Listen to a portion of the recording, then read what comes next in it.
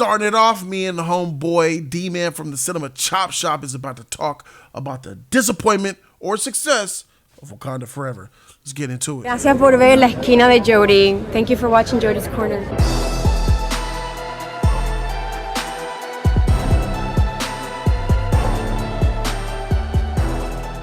YouTube was good. It's your boy Jody Joe. Welcome to Jody's Corner. I am Jody Joe, and I have a special guest here with me.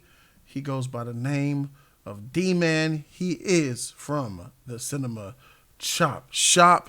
Shout out to my boy D-Man. What's up? Hey, what's going on? What's going on? Say it again. Say it again. Cinema Chop Shop in the house. What's going on, everybody? Glad to be back here on Jody's Corner, my favorite. There he is. You know what I'm saying? Yeah. Yes. All right, cool. So I'm going to be operating this redundant, ridiculous StreamYard situation. But yeah, we're going to talk about Wakanda Forever. Wakanda Forever is in the news. It crossed $700 million, bro. Let's go ahead and take a little look at this bad boy. Violent Night, which is that movie with David Harbour. Yeah, David Harbour's in here. It debuted at number 2. It didn't have enough gusto to take Wakanda Forever out of the number 1 spot. In fact, Wakanda Forever has been the number 1 movie for 4 weeks in a row since its release, bro. What do you think about that? Because there's no competition.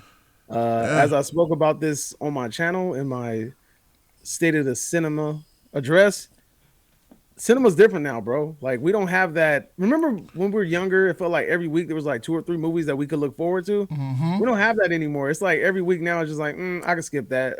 I don't want to see that. I literally went down the list of things that came out in November, and about 80% of the stuff I never heard of, bro. Yeah, you're right. Competition is trash, and Wakanda Forever is benefiting from that.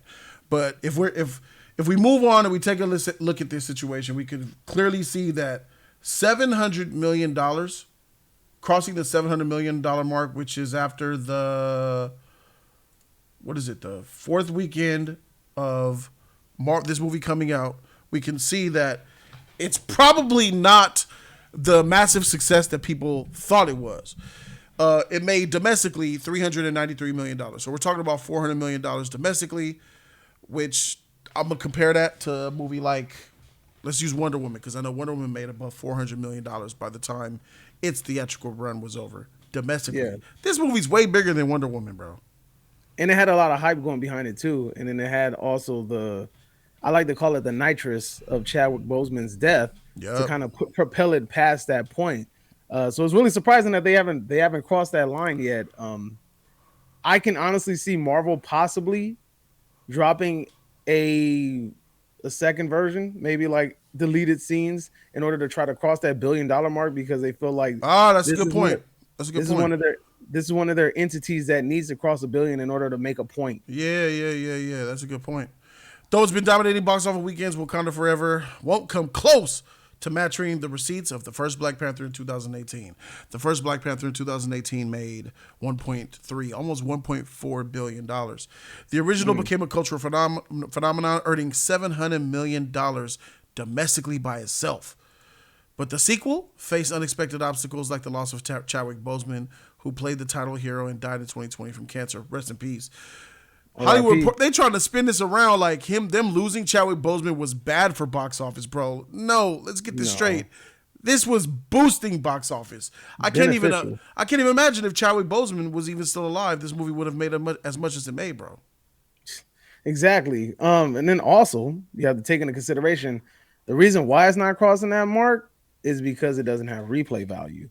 The reason why the first Black Panther movie did as well as it did is because people came back and back and back to the seats day after day to come watch this movie to help support it. This movie doesn't have that. I'm going to call this thing box office disappointment. This is an underperformer. Do those words trigger you to the point where you would disagree? Nah, not at all, because this movie was destined to hit $1 billion, and the fact that it didn't is kind of eyebrow raising to me. And that honestly speaks a lot for what we have, the content that we receive. Why did this movie make $1 billion? Why is this movie struggling to perform as good as the first Black Panther? Why do you think? Why is it struggling? Because it's not a Black Panther movie. When you're watching the movie, you specifically go sit down to watch a Black Panther movie.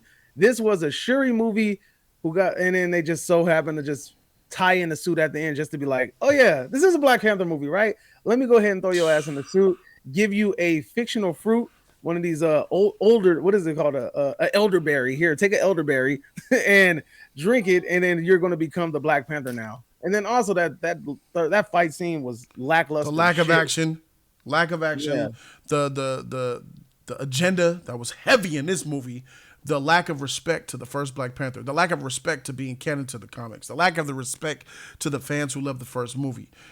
I got to keep it a bug with you though, because there's a lot of our people that would call us coons or say that we're a little bit, we tripping for critiquing this movie.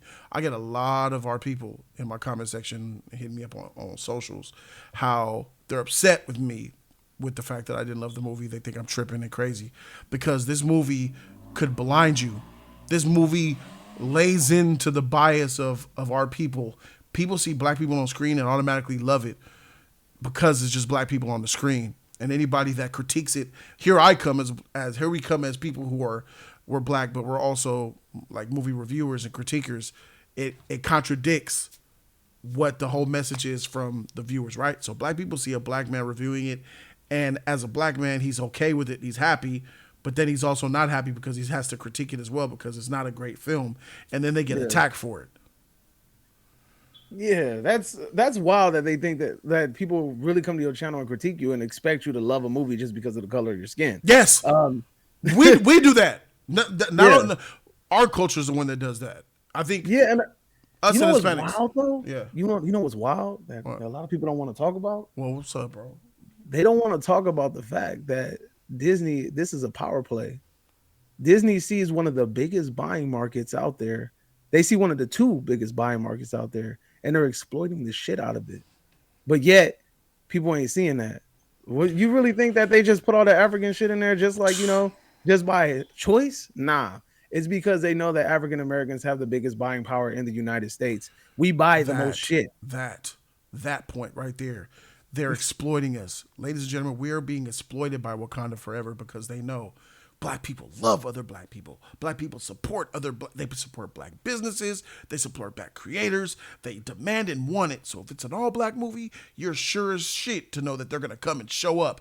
Ask Tyler Perry if I'm lying. Man. You feel me? Man, bro, say it again, bro, because I didn't see it, man. I was sitting there like, how long is this nigga going to milk Tyler me? Perry is worth almost $1 billion, if not $1 billion off of black people, bro. Because even though Tyler Perry, he's got hits and misses, but lately he's been missing, and our people still show up to support, to watch bad, mediocre black movies. Why? With stereotypes. Because he's black. With bad stereotypes. Tyler Perry delves into the black stereotypes more than any other racist freaking movie studio in Hollywood.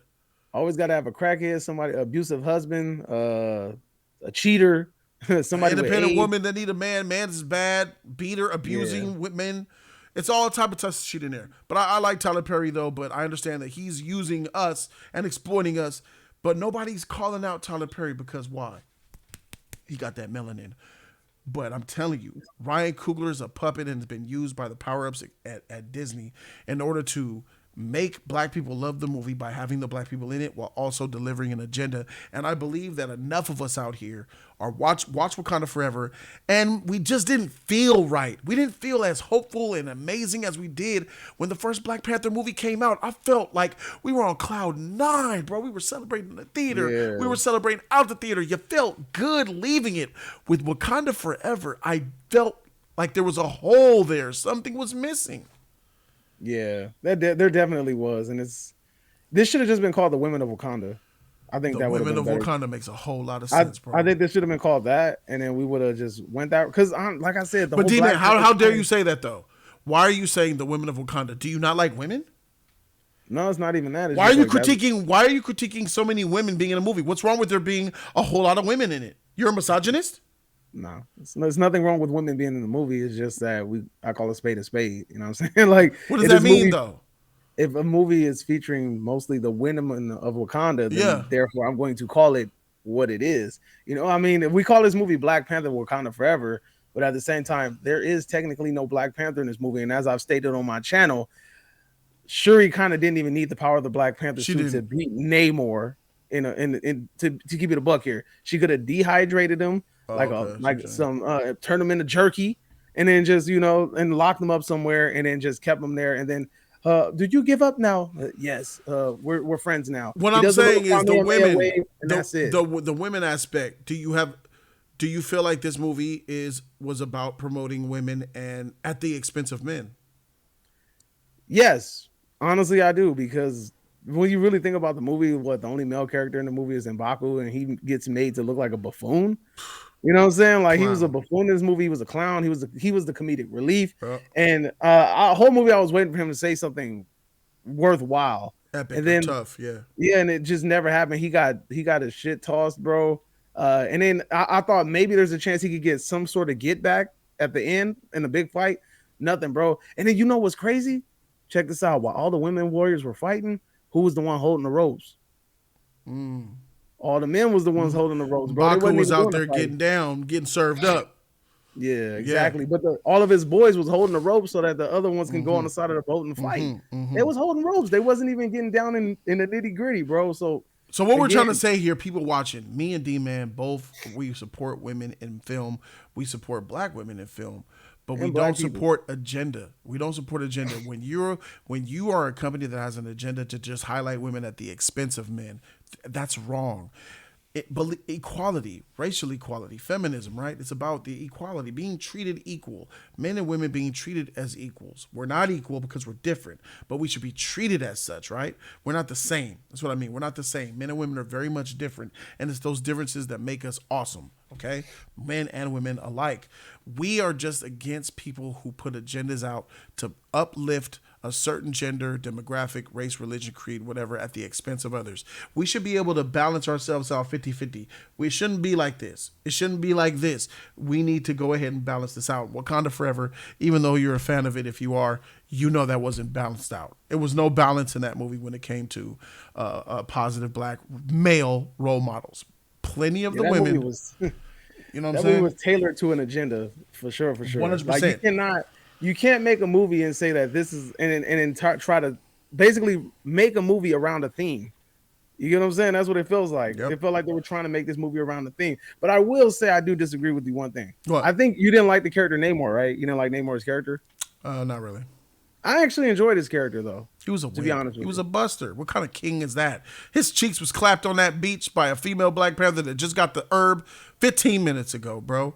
Yeah, I know, but that's for plot purpose. I'm just saying, as a character, he Wasn't really menacing at all. He didn't have king-like behavior. He didn't move and operate like a king, and he wasn't menacing. Him as the actor, he didn't embody. I didn't feel scared when he was on screen. I didn't feel intimidated when he was on screen. But was he supposed to be Namor. intimidating? Was he supposed to be scary? The king of Atlantis? But isn't Namor like an... Well, the way that they're building him up, it seems like an anti-hero. But isn't in the comics, you're more of a comic buff than me. So if I'm wrong, please correct me. But is Namor always a villain in the comics? Isn't he a hero at some point? No, Namor's not a hero. He's always a villain? He's always a villain? He plays the same role in Marvel as Magneto does in the X-Men, right? Depending on your point of view, he's a good guy. But to most, he's a bad guy. He's in that middle anti-villain type of status. Yes. Okay. He's for his people. I'm going to ride and die for my people, my kingdom. Anybody gets in my way, I'm going to kill you. Okay, all right, that makes more sense. Because I was under the impression that Namor was a hero. So no, when I went into this, I wasn't really expecting him to come. That makes sense. He comes off as a hero to you in this movie. Yeah. That's an L for the movie. Okay, that's why I didn't like Namor. Okay, that makes more sense. Yeah, that clarifies my situation. But again, me not knowing anything about Namor, and based off of that, I still don't know nothing about Namor. So I'm still going to say I like the character. Namor's not trash. Cool. He's not trash because I'm thinking about more general audience people who don't know who Namor is. Because let's be honest, 98% of the country doesn't know who Namor is. You know, the regular general audience is just seeing, oh, that's the bad guy, okay, or that he's good, but I understand. Namor is not trash. He's not a great character to me, in my personal opinion. But that's not the reason why this movie has problems, though, D-Man. I mean, yeah. I just think overall it just didn't work for people, bro. I think the number one issue why this movie's not going to make 1.3 billion, 1.2, 1.1, I don't even think it's going to make $1 billion at this rate, is because the word of mouth is not positive. Yeah. I got people, bro, that I thought was going to love this damn movie. I had a homie at work. And this man loves anything that's Marvel. And he came back, he was just like, he shook his head, and I was like, "What you mean?" Yeah. Like, that movie was trash, bro. And I was like, "What? You said it's trash?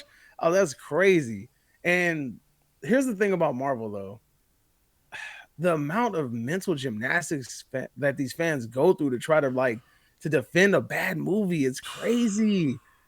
Man, I've seen people defend Miss 100%. Marvel. I've seen people defend She-Hulk. I've seen people defend all of these Marvel You know why shows, that is? all of these Marvel properties, You bro. know why that is? Because they see that shit burning and going down. No. When people make their mind up on liking something, it takes a whole lot to make them not like something because they don't want to admit they were wrong. People, they don't want to change their mind. When people make their mind up on something, they want to ride with it to the end. And if anything comes in the way that disagrees with it, they'll defend it because they don't want to change their opinion and admit that they were wrong on liking something that's bad. Especially on public forum. If it's public forum, nobody Yes. wants to look like a fool in front of people. So Yeah. they're going to sit there and defend their argument and die on that hill no matter Yep. how ridiculous it sounds. Yep. So I completely understand what you're saying, but it's wild the amount of mental gymnastics people go through to defend these movies. Crazy. It's crazy. It's crazy. So in closing, will this movie make $1 billion, D-Man? Only if it's re-released with special features. I can see Without a people re-release, just letting it go the way it is. It's at $700 million in its fourth weekend, and we have When is it coming to 340 streaming? after 45 days, I would say. So they got about another 2 weeks. Soon. Another It's soon. another 2 in another 2 weeks it's going to be on streaming. Nah, In another 2 to 3 weeks it's going to be on streaming. Nope, not happening. I do not see them crossing the $1 billion. They're not going to make 300 million, right? They need 300 million more to cross $1 billion. Yeah, It's not going to happen. I don't 2 think, weeks. I don't No. think you're going to make 9. At this rate, I don't see it making 9. I see them capping out at 8. 8 I think something. they cap out at 8. 8 They something. peaking. Yeah, it's peaking. They're already peaking. It's already peaking. It's already peaking. Because I mean, how much did they pull in? I'm about to look that up right now, homie. 17.6 million. 17. Yeah, it's not happening. If I'm not mistaken, that's 17 million across 3 days. Nah, it's not happening then. Nope, can't do it. Because that number is only going to keep going down. That's every domestically. week. Yeah, But still, so that's let's gonna throw. it's We're plummeting. going to throw even if we throw extra 10 million on it, it's not going to help it. It needs to make 150 million in 2 weeks. It's not going to happen before it hits streaming. Right now, what we're doing is you have a bunch of people that have not seen the movie that are waiting for it to hit Disney Plus to watch it. That too. Or they're waiting for the HD copy that's getting ripped off of Disney Plus to go art. You know what I'm saying? And that's what we say. I say it ain't go. We both agree it ain't gonna hit 9, but it definitely ain't gonna hit $1 billion unless Disney does some Disney magic cheating stuff. Ladies and gentlemen, that tells you a lot. Wakanda Forever, the sequel to Black Panther that we've all been waiting for. That trailer made me cry. It was an amazing, one of the greatest trailers ever made. Oh my god, that trailer! And I it's sat still, there. bro. I was in the movie theater like, yo, why was the fucking trailer more emotional than the movie? The trailer was 100 times more emotional than the movie. The trailer put me to tears, bro. I couldn't even shed one in this movie if I tried. Yeah, I wasn't sad at all. There it is, ladies and gentlemen. Once again, that's the Cinema Chop Shop. Y'all subscribe to his channel. The link will be in the bottom in the description of this video. Go check him out. That's D-Man. I'm Jody Joe. And we out this thing. Deuces.